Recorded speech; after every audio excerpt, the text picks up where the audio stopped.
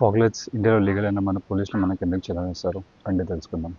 Fog lights ఇండియాలో వాడాలంటే under motor vehicle act కొన్ని రూల్స్ ఉన్నాయి. రూల్ నెంబర్ 1, ఎప్పుడైనా ఫాగ్ లైట్స్ హెల్మెట్ నుంచి కిందకు ఉండాలి, ఆర్ అట్లీస్ట్ 25 సెంటీమీటర్స్ గ్రౌండ్ నుంచి ఉండాలి.